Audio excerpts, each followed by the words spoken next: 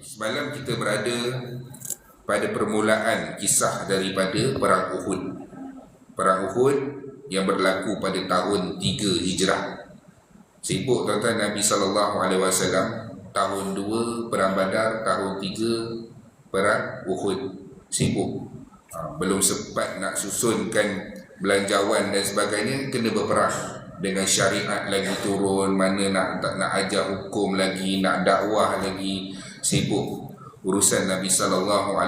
Musuh pula datang kali ini. Dan pada tahun ketiga berlakunya peperangan Uhud. Tahun 1 Perang Badar, tahun 2 Perang Uhud, tahun 2 Perang Uhud, tahun 3 Perang, tahun 2 Perang Badar, tahun 3 Perang Uhud.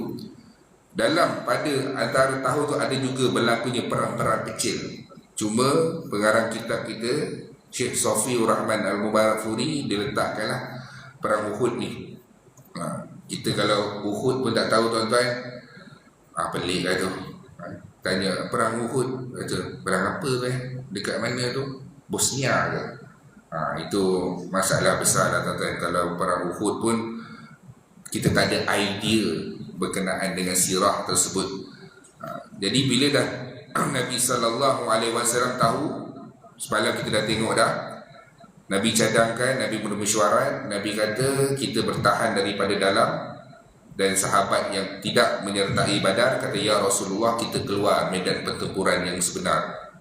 Bertahan-bertahan ni macam tak real lah perang kan. Semangatnya sahabat Nabi SAW. Dan Nabi pun masuk memakai baju besi. Dan bila Nabi keluar, beberapa orang sahabat kata tak sepatutnya kita memaksa Nabi untuk keluar. Walhal Nabi dah mencadangkan kita berperang daripada dalam kota Madinah. Bila Nabi keluar, dia kata, ya Rasulullah, kita ikutlah balik cadangan yang pertama. Kita duduk dalam kota Madinah. Kami minta maaf apa yang kami cakap terlebih ni. Nabi SAW sebut, tak ada seorang Nabi dan Rasul kalau sudah memakai baju besi, dia akan menanggalkan baju besi dia untuk urusan yang lain. Maka kita keluar berperang di medan pertempuran yang sebenar. Kita keluar, kita pergi ke Uhud. Tuan Nabi SAW bawa dengan kekuatan 1,000 orang tentera pada peringkat awal. Musuh 3,000. 1,000 orang tentera, 100 orang yang memakai baju besi. Pihak musuh 700 pakai baju besi. Memang dari segi hukum akal dia, di atas kertas, balik awal lah tim ni. Dan 50 pasukan berkuda. Musuh 200 tentera berkuda. Dan ketika itu urusan-urusan Madinah diberikan kepada Abdullah bin Umi Maktum, sahabat Nabi SAW, dan bergerak. Dalam perjalanan, Nabi SAW berhenti di satu tempat yang bernama Syaikhan. Dan satu tempat yang bernama Syaikhan, Nabi berhenti di situ, rehat. Nabi arahkan sahabat untuk bermalam di situ. Nabi mengerjakan solat maghrib, solat isyak secara berjemaah. Dan Nabi lantik 50 orang pengawal untuk kawal kamp tersebut. Tak bolehlah semua orang tidur tuan-tuan. Kalau semua orang tidur tak tahu apa yang berlaku. Nabi lantik 50 orang untuk berkawal di situ. Kita pun perlu kata Nabi kan, tak payahlah doa lah, Allah mesti lindung punya. Tak ada tuan-tuan. Nabi SAW berusaha dan merancang strategi. Dan selebihnya Nabi SAW bertawakal kepada Allah. Nabi nanti 50 orang untuk kawal tentera-tentera tadi. Dan Nabi arahkan untuk bermalam di situ. Dan di situ juga Nabi SAW menggugurkan beberapa orang sahabat yang muda. Semua semangat nak keluar perang. Sampai dekat Syaikhan, Nabi nampak, ni ada terlepas ni remaja-remaja ni. Muda sangat, 15 tahun ke bawah. Tingkatan 1, tingkatan 2, tingkatan 3. Nabi tengok, Nabi tapis, Nabi arahkan untuk balik. Kamu terlalu muda, balik semula ke Madinah. Antaranya sahabat yang muda tu Abdullah bin Umar, anak Sayyidina Umar. Antaranya Usamah bin Zaid, Usaid ibn Zahir, dan juga Zaid bin Thabit, sahabat Nabi SAW yang masa tu remaja lagi. Nabi kata, kamu terlalu muda. Bukannya semua diarahkan untuk berperang, Nabi akan tapis. mana yang ada tanggungjawab, dia seorang anak tunggal, kan? Kita balik, kamu ada keperluan lagi, ibu kamu memerlukan kamu, Nabi arahkan balik. Dan kalau terlalu muda pun Nabi SAW suruh balik. Dekat mana? Dekat Syaikhan tu. Nabi tengok, Nabi semak balik pasukan Nabi SAW. Dan ada seorang sahabat namanya Khudaij. Khudaij ni dia bawa anak dia sekali untuk berperang. Anak dia bernama Rafi'. Khudaij ni dia tengok semua balik, dia tak puas hati, dia jumpa Nabi SAW. Ya Rasulullah, inna bani Rafi' ram. Ini anak aku Rafi', dan dia ni pandai memanah. Tuan-tuan, patutnya kalau anak tu Nabi suruh balik, ayah ni alhamdulillah, balik pergi dengan mak, tengok apa yang patut. Umur pun baru 15-13 tahun, muda lagi, kan mati lagi kan, mati anak tu. Patutnya ayah tu bersyukurlah. Tapi dia jumpa dengan Nabi, ya Rasulullah, anak aku ni Rafiq, dia ni mahir memanah, kalau dia panah mesti tepat. Maka Nabi SAW kata, test dululah tuan-tuan. Nabi test dulu, Nabi letak ni tempat untuk nak dituju, Rafiq panah. Memang setiap kali Rafiq ni panah sasaran tersebut dan mengena.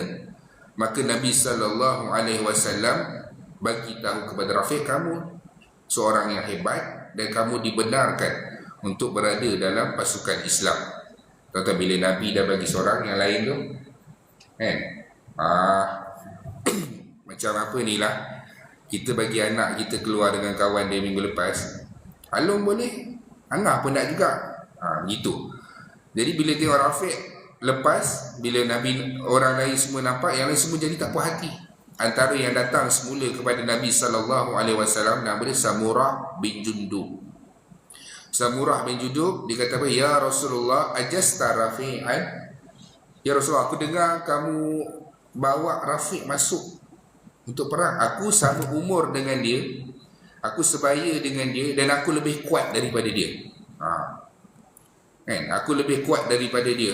Maka Nabi SAW suruh sparring, lawan Rafiq, kamu lawan dengan Samurah, lawan. Berlawan, tak tahulah silat ke apa kan, tapi berlawan lah, beradu tenaga. Kemudian bila dah lawan, Samurah menang. Betul macam mana apa yang dikatakan. Maka dua-dua sahabat yang muda tadi dibenarkan oleh Rasulullah SAW untuk masuk perang. Tuan-tuan, untuk masuk perang. Hebat tuan-tuan. Sebab kita tahu natijah perang ni mati. Dia tak ada nyawa kedua kan? Kalau kita main game perang, ada nyawa kedua, boleh reset balik, lawan balik. Boleh pilih tahap kesukaran kan, beginner, mild, expert, apa semua tu kan, boleh pilih. Tapi kalau kepala dah kena tebas, habislah. Itulah satu-satunya nyawa. Beraninya sahabat Nabi SAW di kanak-kanak. Sebab tu Nabi bagi tahu, kalaulah Dajjal datang di zaman kamu, maka yang akan lawan Dajjal ni kanak-kanak. Mereka akan membaling batu kepada Dajjal. Hebatnya zaman Nabi SAW dan juga sahabat. Berani tuan-tuan. Sahabat Nabi SAW di kalangan kanak-kanak, mana Nabi dia tahu kelebihan untuk mati syahid. Kita tuan-tuan, cuba bayangkan kita di tempat ni. Minggu depan Nabi arahkan untuk kita berperang. Wahai Qaryah, surah Al-Kawthar, nanti lepas subuh bagi nama dekat AJK. Minggu depan kita bertolak. Minggu depan ada kenduri.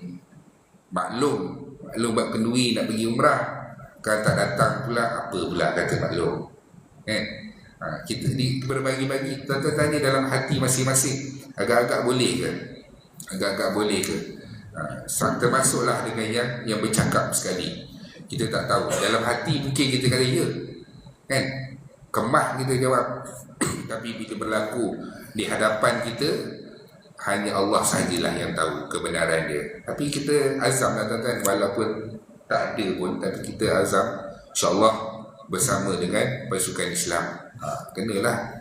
Dengan awal-awal lagi dah rasa tak mungkin kot, tak apalah, minggu depan nak pencen kan, nak santai-santai dekat rumah, lepas tu nak pergi perang pula, benar lah baru pencen kan tuan-tuan, gitu. Kemudian Nabi SAW dah saring dah, dan ada beberapa sahabat Nabi yang muda yang berkelebihan. Nabi SAW benarkan sahabat tersebut. Nabi duduk di situ, berkawal di situ bersama dengan sahabat 50 orang, dan Nabi lantik ketua pengawal daripada 50 orang pengawal tadi, iaitu Muhammad bin Maslamah, untuk kawal pasukan Islam. Waktu itu tuan-tuan, kamp Islam dah nampak dah tentera musuh. Dah nampak dah, macam dari inilah dekat medan Uhud tu dah boleh nampak dah, sekira-kira jauh sana dah nampak dah, oh macam tu rupanya kamp tentera Quraisy, ramai kan. Tengok pula kita baru 2 kemah je, 2 sampai 10 kemah, goyang ke kan, goyang. Nak berperang macam tu, tengok pula dengan ramainya orang ke tentera Islam. Ada yang boleh rasa tak bersemangat untuk nak berperang, dah boleh nampak. Dan esok lepas subuh tuan-tuan, selepas daripada solat subuh, Abdullah bin Ubay bin Salul buat perangai. Dia dah boleh dah perangai dah. Abdullah bin Ubay bin Salul dia buat perangai, dia kata kami nak balik. Tuan-tuan, kau anak tuan-tuan pergi mall nak balik, sudah. Selagi tak bawa dia merengek lah dia. Habis satu mall tu bising, dia baring dekat lantai tu, tarik dia, seret dia, dah lah bang, kita balik lah. Tadi nak ikut. Jadi Abdullah bin Ubay Salul ni dia buat perangai, dia kata kami nak balik. Rupanya tuan-tuan, malam tadi dia dah hasut dah orang kaum dia. Dia dah hasut dah, bagi tahu buat apa kita nak berperang. Kita dah terlalu lama berperang antara Aus dan Khazraj. Kita dah beratus tahun berperang. Nabi datang, Nabi damaikan kita. Lepas tu kita nak berperang pula. Dulu kita berperang sesama kita, sekarang kita nak pergi cari pasal pula dengan orang luar.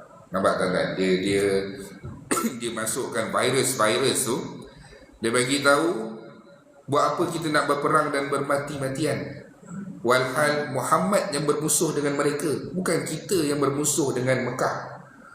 Dia sebut perkataan tersebut, dia sebarkan ideologi tersebut kepada orang-orang Islam dalam kamp tentera orang Islam. Antaranya satu, buat apa kita nak berbunuhan? Sebab apa? Sebab dia nak kurangkan tentera Islam. Sudahlah kurang daripada 1,000 tentera, dia bawa balik 300 orang. Tuan-tuan, 300 cukup banyak. 300 nak bagi tentera Islam lemah. Tuan-tuan, kalau dah kurang pun cukup menjatuhkan moral kita. Tiba-tiba dah nak pergi berperang, 300 lagi balik, lagi bertambah kurang, dan nak bagi semangat kepada tentera musuh. Ini tujuan Abdullah bin Ubay bin Salul. Lebih kurang 300 orang berpatah balik. Nabi usir mereka, memang patut pun kamu balik. Tak sesuai untuk nak berperang. Dan tinggallah 700 orang tentera. 700 orang tentera. Bila 300 ini nak balik, tuan-tuan, hampir 200 lagi nak balik. Dah 300 nak balik, lagi 200 lagi nak balik daripada Bani Haris dan Bani Salamah. Tuan-tuan, dari Bani Haris dan Bani Salamah, sahabat lain bangun datang nasihatkan, dan Allah Subhanahu Wa Taala pun menguatkan hati mereka. Surah Al-Imran ayat 122, Allah sebut, ingatlah ketika dua kumpulan tu apa? Bani Haris dan Bani Salamah, dua kumpulan daripada kamu ketika perang Uhud patah semangat, Allah kuatkan hati mereka dan untuk mereka bertawakal. Antara sahabat yang usaha pujuk antaranya Abdullah bin Haram. Dialah datang pujuk, bagi tahu kepada tentera-tentera yang nak balik supaya kekal lah. Allah puji sahabat ni, Abdullah bin Haram ni, dalam surah Al-Imran ayat 167. Wa qila lahum ta'allau, patah balik. Mereka dah nak patah balik dah. Qatilu fi sabilillah, berjuanglah di jalan Allah. Dah nak pergi dah. Janganlah patah balik.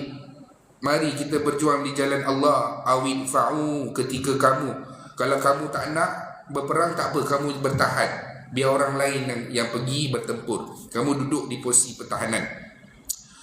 Allah puji sahabat ni tuan-tuan dalam surah Al-Imran ayat 167. Allah abadikan dalam Al-Quran tentang sahabat ini, yang mana dia menasihati, memujuk sahabat-sahabat yang lain yang patah semangat, yang nak balik untuk bersama dengan Nabi SAW. Dan Nabi teruskan perjalanan. Pasukan musuh sudah pun sekat laluan-laluan untuk nak pergi ke Uhud. Tuan-tuan, nak pergi ke Uhud, pasukan musuh Quraisy Mekah sekat laluan-laluan tersebut. Dan Nabi nak pilih Bukit Uhud. Nabi nak duduk dekat Bukit Uhud. Nabi nak letak Uhud ni di belakang tentera Islam. Bila bertempur tu, belakang ni tak kosong. Belakang ni adalah Bukit Uhud. Dan semua jalan telah pun dikawal. Dan Nabi tanya dalam pasukan Nabi yang 700 orang tadi tu, ada tak siapa-siapa di kalangan kamu yang tahu jalan lain? Jadi Abu Khaythamah pun bangun. Dia kata, ya Rasulullah, aku berasal daripada sini. Aku tahu jalan yang lain. Macam kita tuan-tuan, kalau nak balik pantai timur jam yang teruk, dia ada sama ada jalan Kuala Pilah, itu jalan dalam lah, ataupun highway kebiasaan yang memang akan confirm jam. Kemudian kita lalu pun jalan dalam pun mungkin ada jugalah sesak-sesak sikit kalau nak dekat-dekat raya. Ada satu lagi jalan tuan-tuan, jalan Tanah Merah. Maksud bukan jalan Tanah Merah Kelantan, jalan tu jalan Tanah Merah. Tuan-tuan pernah ke lalu tu? Saya baru tahu ada laluan lain. Jalan dia jalan tak berturang, lalu kawasan hutan-hutan tembus tuan-tuan. Kawan saya dia jenis bawa, dia ada highlight, dia jenis bawa motor ke hantar ke pantai timur, orang nak post kan. Dia tahu jalan tersebut. Abu Haythamah ni dia tahu. Dia kata, ya Rasulullah, aku tahu. Ini tempat aku tahu jalan-jalan tikus ni. Jalan-jalan tikus. Macam mana nak sampai ke Bukit Uhud. Maka Nabi SAW kata, wahai Abu Haythamah, kamu pimpin rombongan ni. Dan lalu di satu kebun milik seorang lagi munafik, namanya Mirba bin Qaizi. Pasukan Islam dalam perjalanan nak pergi ke Uhud tu, lalu dekat satu kawasan kebun milik Mirba bin Qaizi yang dia ni buta. Bila dia ni buta, dia nampak orang gudu-gudu bunyi orang lalu lah tuan-tuan. Macam tuan-tuan pergi kabut sale Mercato, tuan-tuan pejam mata. Tuan-tuan tengoklah orang lalu dalam cakap-cakap kan. Jadi Mirba ni dia dengar, dia kata, ni apa ni? Ramai-ramai ni nak pergi mana ni? Dia kata, ini kami daripada tentera Islam. Kami nak pergi ke Uhud. Tuan-tuan, Mirba ni kata, tak sepatutnya kamu lalu di sini. Dia pun ambil baling batu dan dia baling batu. Dia tak nampak tuan-tuan, tapi dia baling batu daripada arah bunyi yang didengar tu. Nabi, sahabat lain nak pergi panjat kebun dia, nak pergi pukul dia, Nabi SAW kata tak payah, tak perlu, kesian dia. Sudahlah buta mata dia, buta pula hati dia. Nabi kata tak apa, biarkan dia, tak perlulah kita nak cederakan dia. Dan teruskan perjalanan sampai di Uhud. Nabi susun tentera 50, Nabi letakkan di Bukit Pemanah.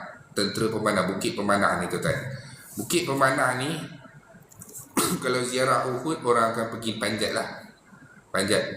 Tapi saya tanya orang-orang yang belajar di sana dan beberapa maklumat, sebenarnya Bukit Uhud ni sudah pun terhakis.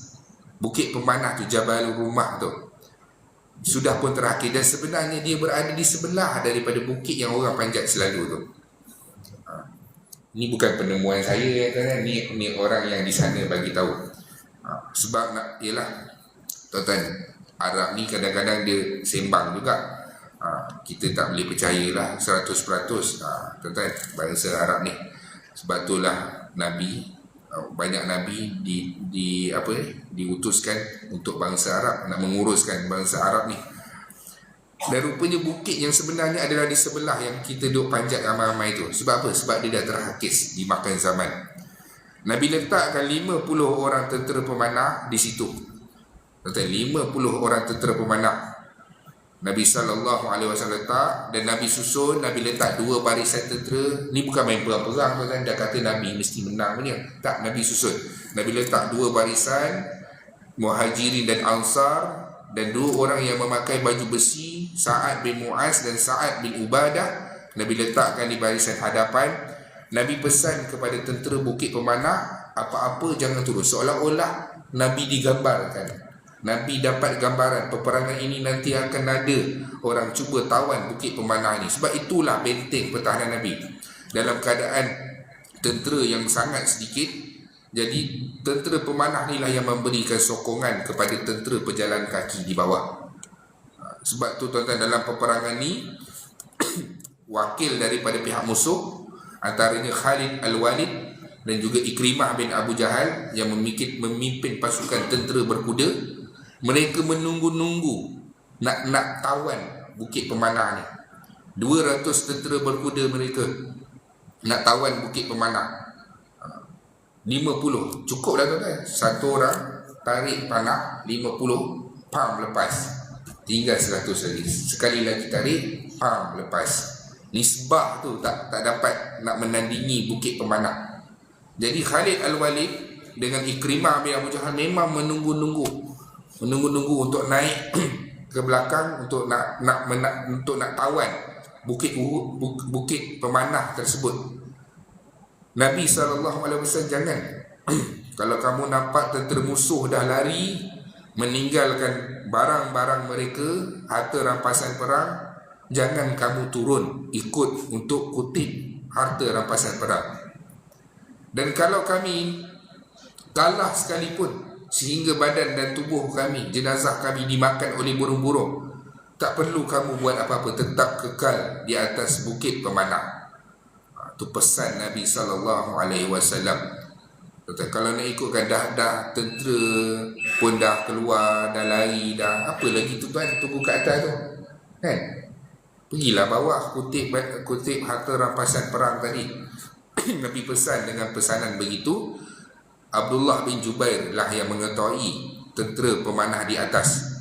Nanti kita akan lihat bagaimana apabila pada pusingan pertama tentera Islam menang tuan-tuan. Sekira-kira Quraisy pun sudah meninggalkan medan perang, lari dalam keadaan meninggalkan medan perang, tinggalkan perisai dan sebagainya, tinggalkan binatang-binatang ternakan yang mereka bawa untuk tentera makan, tinggallah semua ni.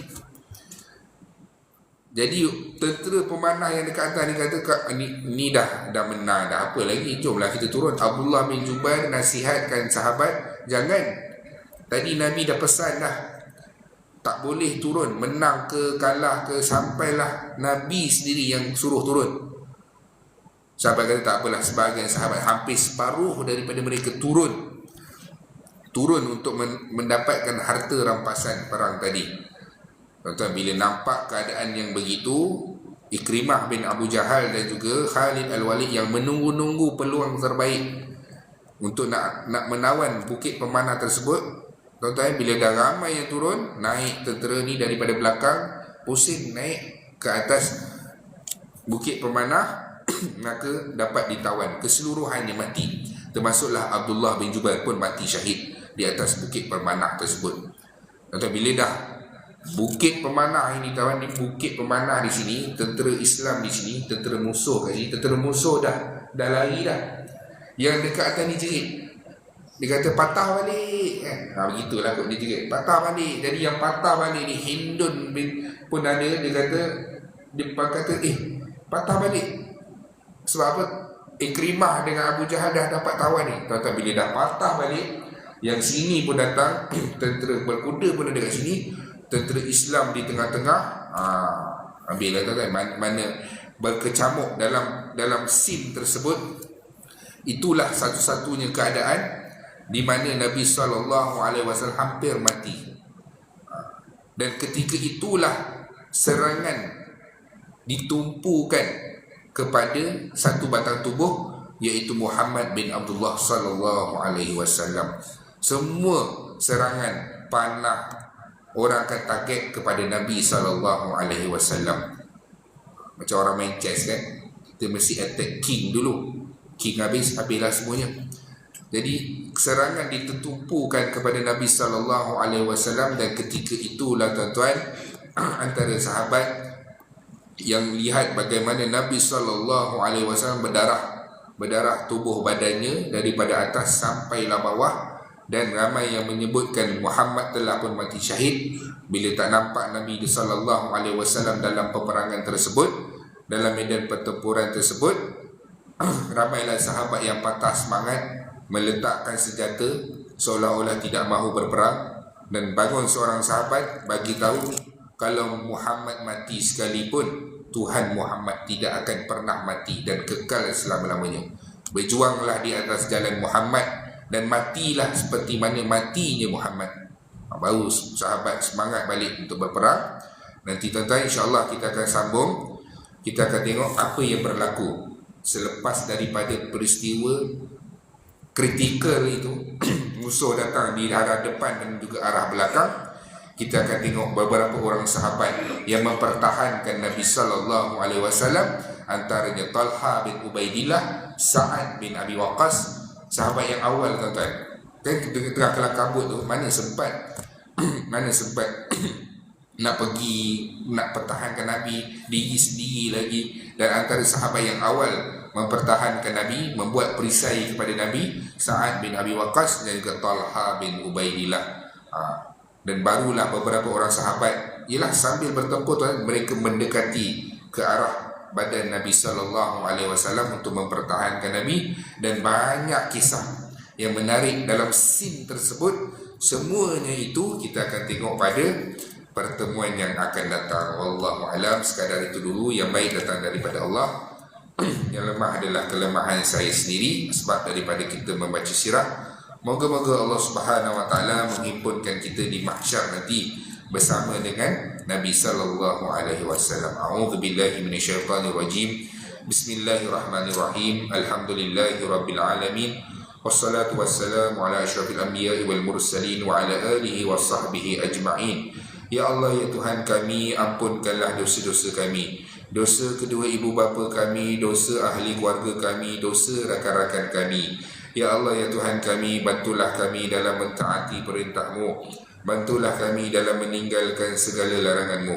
Ya Allah, ya Tuhan kami, terimalah amal ibadah kami sebagai pahala yang diterima di sisi-Mu, wahai Allah. Ya Allah, ya Tuhan kami, ringankan sakit sakaratul maut kami, matikan kami dalam keadaan husnul khatimah, jangan matikan kami dalam keadaan su'ul khatimah. Ya Allah, ya Tuhan kami, jadikan alam kubur kami di antara taman-taman syurga, jangan jadikan alam kubur kami di antara lubang-lubang neraka. Ya Allah, ya Tuhan kami, bangkitkan kami dalam keadaan Engkau redha dengan kami. Ya Allah, berilah buku amalan kami dengan tangan kanan kami, jangan beri buku amalan kami dengan tangan kiri kami. Ya Allah, ya Tuhan kami, hisablah kami dalam keadaan ihsan. Ya Allah, permudahkan proses timbangan mahsyar kami nanti. Ya Allah, pimpinlah kami dalam meniti titian sirat-Mu. Ya Allah, himpunkan kami, kedua ibu bapa kami, ahli keluarga kami, rakan-rakan kami ke dalam syurga Firdaus-Mu tanpa hisab dan azab,